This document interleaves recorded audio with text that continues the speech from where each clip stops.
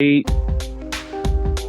Welcome to Confessions of a Stenographer, where we are focusing on all things steno and the entire legal profession. Thanks for tuning in. I'm your co-host for today, Avery Armstrong, for episode 15.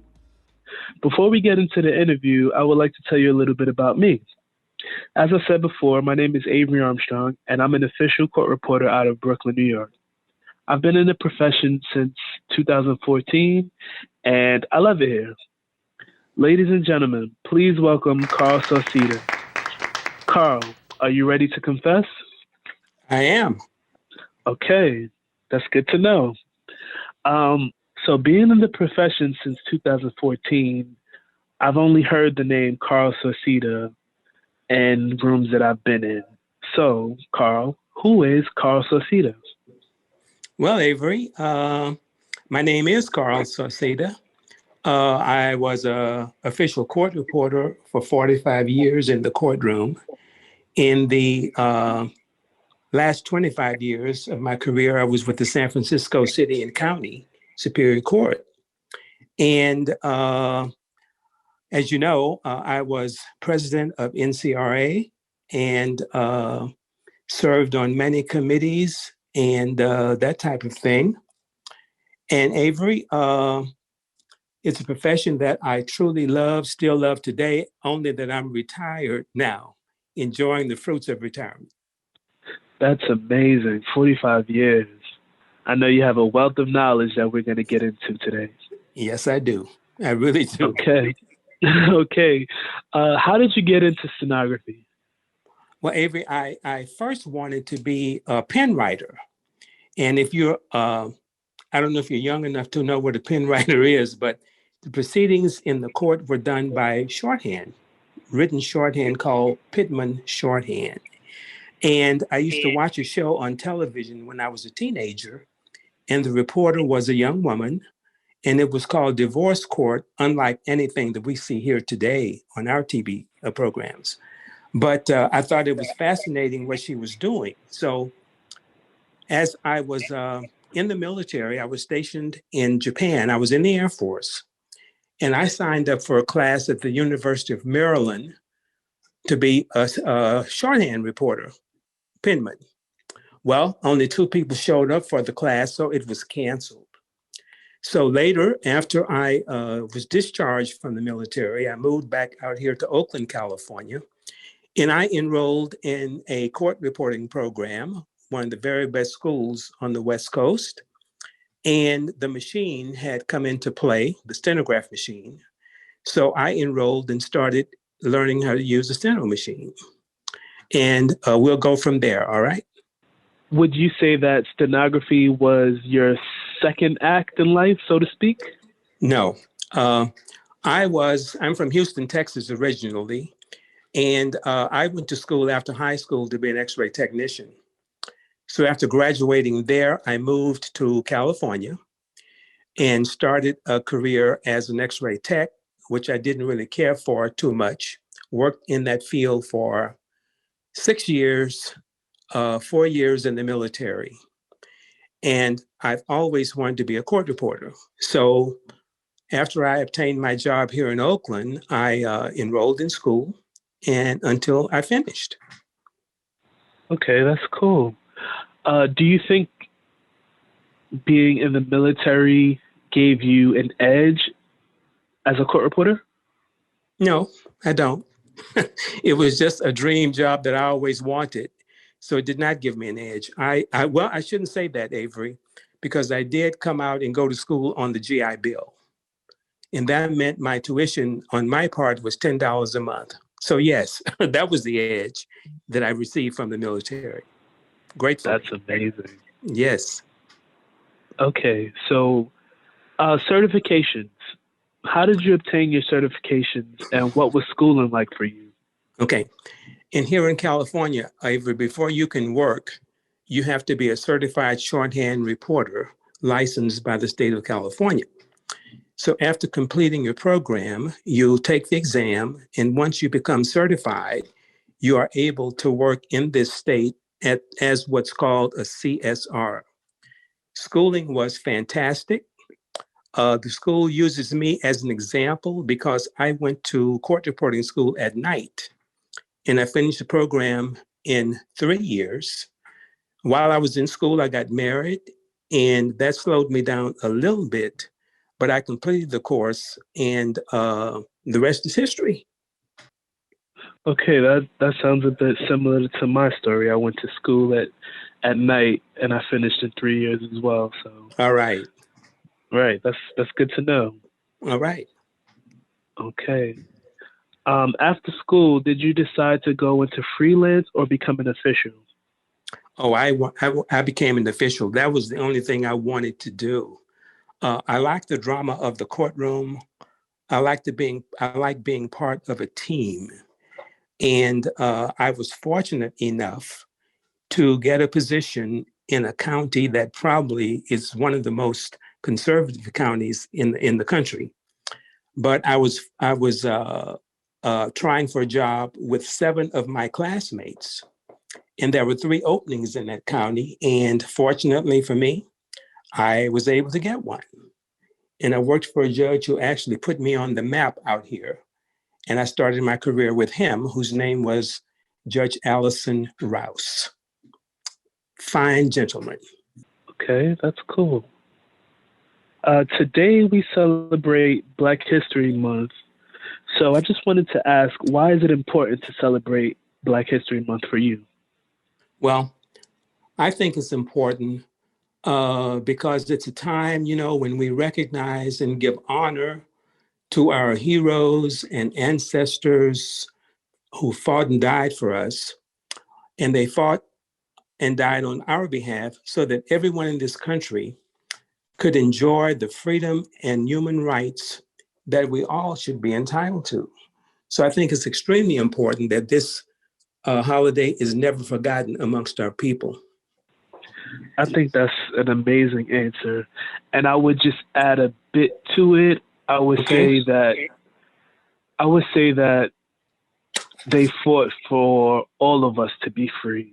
So not just black people, but everyone in America, because I we can't agree. one be right. We can't one be free until we're all free. So I would Absolutely. just like to add that bit to it.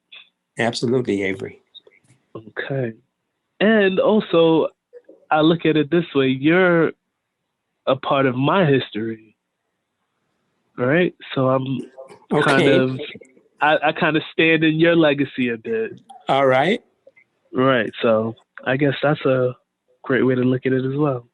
Well, I appreciate that very much. Would you say in your time as a working reporter that you came across many other African American colleagues? Not in the beginning, Avery. When I started my career, there were actually only 7 reporters in the San Francisco Bay Area. And I had not seen another Black reporter at that time. As time went on, I did learn who they were, and I finally got the opportunity to meet them, which was a fantastic, fantastic feeling for myself. Because when I worked in my first job, as I say, I was the only one out there in the courtroom, and I was a bundle of nerves, believe me. But it worked. And so then on, I have a lot more to say about my colleagues, my Black court reporter colleagues. Okay, so about how long would you say the landscape began to change where you started to see more African American colleagues and other people of color in the courthouse? Well, that changed not in California. Uh, at that time, and I think this was probably in the 70s, around 1975, I learned there was a Black Court Reporters Association in New York, and they were a very influential, popular, proud looking group. And I learned this event at one of the NCRA conventions. And I was able to meet several of their leaders. And that's why I saw the first group of Black reporters outside of my state. Then on to Detroit, where the Detroit court reporters had a very large community of Black court reporters. And they held a convention that I attended, and I was floored. I was so proud and so happy, and there were about 125 of us. And it was the start of my association with other Black court reporters. Uh, and that's how we got started in thinking about an association of our own. We're going to go to a short commercial break now. Isn't it time to trade in a 40-hour work week and move to a task-based schedule that you're in control of? Scoping International is an online education platform where you learn to assist court reporters by checking transcripts for accuracy, formatting, and editing for grammar and punctuation. Do you know someone that would be a great fit as a scopist? Visit our website at scopinginternational.com. Enroll by February 15th, 2021 for the complete scoping course and receive a free 1-hour one-on-one coaching session when listeners use the code podcast21. Gain the freedom to work from anywhere and get started today. Follow us on our socials at Scoping International on Instagram, Facebook, and Pinterest. Okay, we're back from our commercial break, and now we're going to talk about getting involved. What does it mean to you to serve the court reporting profession? Well, you know what? Serving the profession was a very proud and important time in my career. You know what? I thought it might be an inspiration for others to do the same thing. And I also felt that it was a payback for the rewards that come with the job. There are a lot of them. So I thought maybe I could play a part in recruitment and having people to become court reporters. Okay, so what roles did you serve from state or national associations? Well, I first started with my local association in the courthouse. And then I joined the state association and served as a council member, then on the board of directors. Then I became treasurer, secretary, vice president, and president in the California Court Reporters Association. And that's what took me to NCRA. And in those days, it was NSRA, National Shorthand Reporters Association. So that's how I climbed the ladder in this profession. That sounds like a pretty illustrious career. It was. You were the first African American president of NCRA. Has there been any others after you? No, there have not. And unfortunately, there have only been 5 African American members to serve on the board of directors of NCRA. It's been over 20 years since I was president, and there has only been one person to serve on the board of directors since that time, and that was Linda McSwain. One of the things we wanted to do in our Black association, I'm sure we'll get to that topic, was to groom people to get involved and to climb the ladder on a national basis. Okay, I'm actually pretty familiar with Linda McSwain. Are there ways that you would recommend that we change that? Yes, and I try to do it all the time. And what I suggest, and the only way it should be done, really not should, but most of us do it this way, is we get involved. And you have to start getting involved on your local level. Then you move on to your state level. If you're interested in going on to NCRA, you join committees, you get to know the topics, the subjects, and the people. And that's how you prepare yourself to get nominated or want to join this group of people. What is the NBCRA and why did you create it? Okay, the NBCRA was the National Black Court Reporters Association. And it was created because attending NCRA conventions and events, there was very little attendance by Black reporters. And personally, I was trying to find out why and why we weren't taking an interest in our profession. So as time went on, a group of us Black reporters who would gather several more conventions, I guess you might say, would get together, have dinner, and have discussions about why we didn't see our people in these leadership roles. So a friend of mine introduced me to a person who was from the New York Court Reporters Association, New York Black Court Reporters Association, and it was a very influential and successful association. So several of us from around the country joined their group, but they didn't want to allow leadership to anyone who didn't live in New York. So we thought that was unfair, and we thought if we were members, we should be eligible to participate. So as a result, another friend of mine, Alton Cobb from Detroit, and I were discussing this. As a matter of fact, we were in New York at the time and decided, well, why don't we start a national Black Court Reporters Association? So that's what we did. And 5 of us from around the country, East, West, North, and South, got together in January 1990 and started the process of forming this very great association. Now, everyone was able to join the association, but our issues were related to Black issues. As a matter of fact, 2 of our first members were white reporters from California, one from New York, and they were very devout members. But that's all there was to people outside of our race. But it was very successful, and I guess we stayed together for about 7 years, and we didn't have the leadership to continue. So the association was disbanded, unfortunately. That's quite a bit to take in. I wasn't familiar with the history. Yeah, that's what happened. And we were recognized by all the vendors.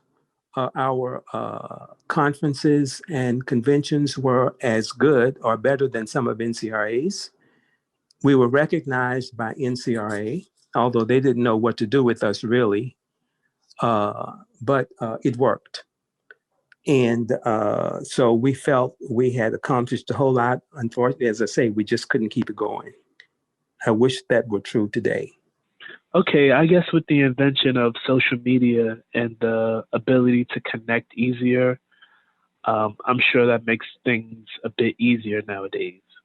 Well, I think it does, Avery, because I look at Steno in the city. I look at the numbers that have been put together of all the Black reporters around the country, and I am just so impressed. I don't know what to do. I only wish that happened on my watch.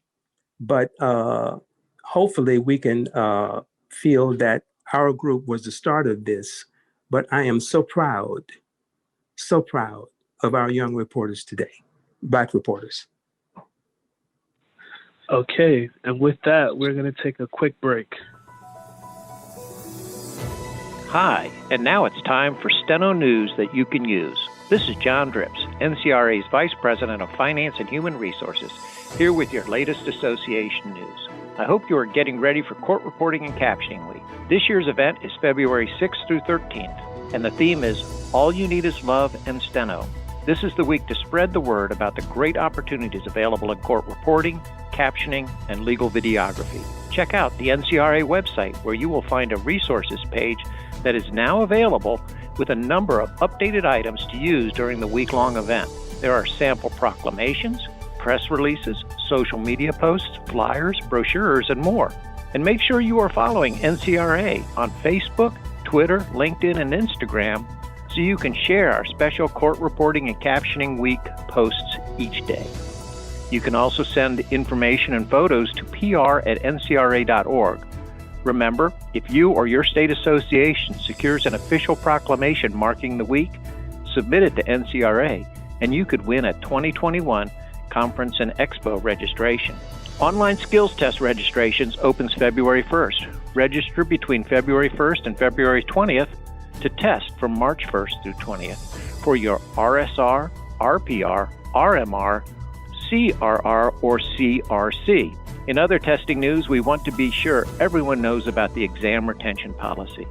As we mentioned in May of 2018, all pre-existing test histories, any earned prior to October 1, 2018, will have an expiration date of November 1st, 2021. Beginning with the start of the exam retention policy on October 1, 2018, any person passing a required education component or a skills or written knowledge test has an expiration of 3 years from the date of the official pass. Don't miss this deadline. Complete all the components to earn your certification before you lose them. February 1st also marks the start of nominations and applications for several recognition awards and student scholarships. These include CASE scholarships, NCR A to Z scholarships, CASE Award of Excellence, Fellow of the Academy of Professional Reporters, and NCRA's Distinguished Service Award. The deadline for the Milton H. Wright Memorial Scholarship has been extended to March 1. Find all the information on the NCRA website. And finally, NCRA has been made aware that several companies are emailing and or calling NCRA event attendees and falsely claiming to have important information about NCRA events. Many of these come-ons ask people to call an 800 number. These companies have no affiliation with NCRA. Please be aware of these housing reservation solicitors. Use the official NCRA-sanctioned hotel link, which you can access through the NCRA website. NCRA does not solicit attendees for housing reservations. Please do not be baited by anyone who does. And that's your Steno News that you can use.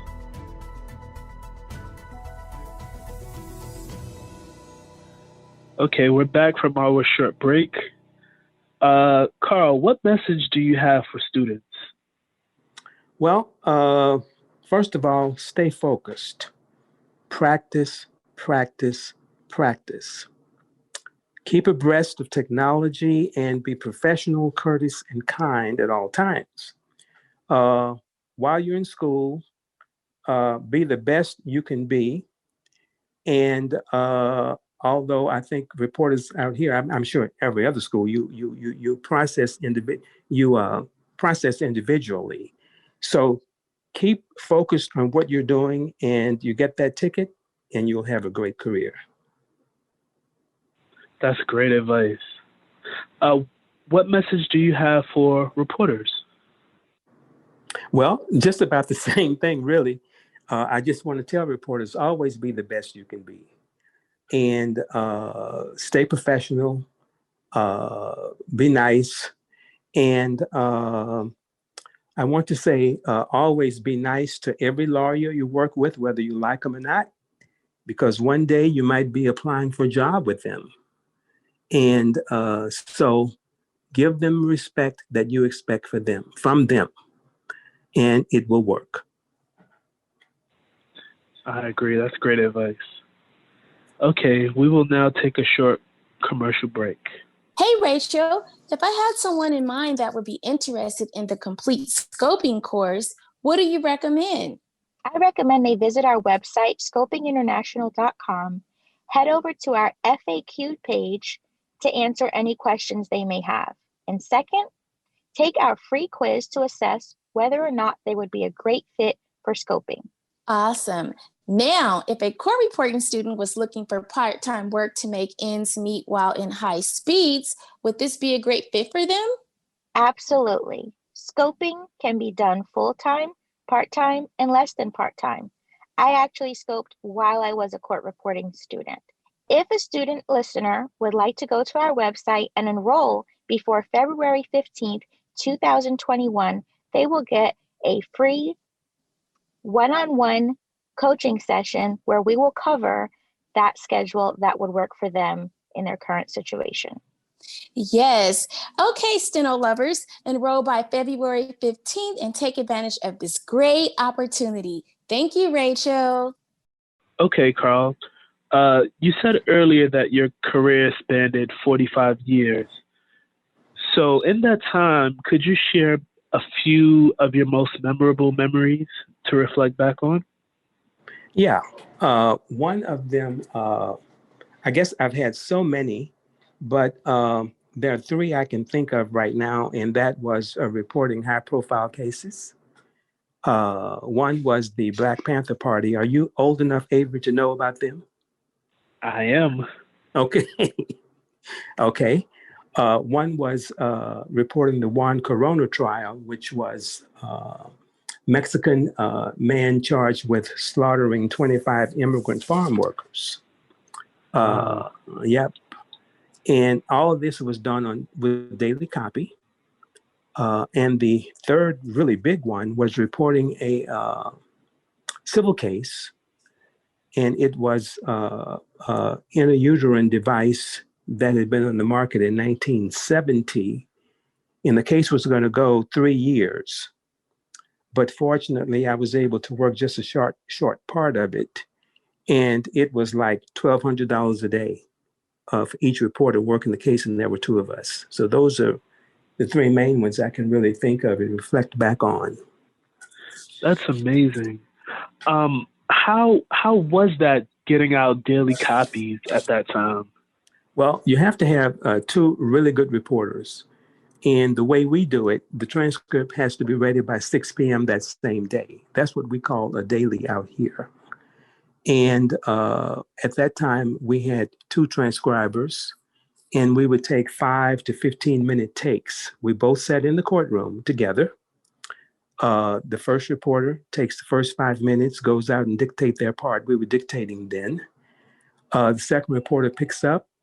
Then the next reporter does 10 minutes, same thing, then 15 minutes. And if it's not difficult, it's 20 minutes is the longest take that we would do. And we had, this is the big civil case. We had 25 lawyers, and the lead reporter, who was not myself, insisted that everybody buy a copy because she was not going to piecemeal that case. And that worked out for 2 years. And then the judge who was presiding over the case was appointed to the appellate court. So the case was taken over by another judge, and that judge's reporter and their partner came and took it over. That is amazing. Depending on where the country is later this summer, will you consider going to Vegas for the annual convention? Not really. Because you know the times have changed. My colleagues and are no longer attending. You know, that was 20 years ago, Avery. So not really. I like to keep up with what's happening, which is what I do. I still get the magazine, and so I had no plans to attend if it's held. You know. That's a little sad to hear, but I know some of the young bloods like myself in the profession would love to meet you in person. Well, let me say this. I won't say a flat out no, okay? Okay. I can attend social events Okay. because I'm not doing any more seminars in my career. Okay. So I can do that. So I'm sorry that I didn't attend the steno in the city in Washington, D.C. after seeing what a success it was. So, you know, I might just do that. So I will not say no at this point. Yes, that's perfect. That leads me into my next question. Okay. In 2020, Steno in the City will likely be in Houston, Texas. Would you consider flying out for this event? Yes, sir. That's my hometown. Okay, that's great to know.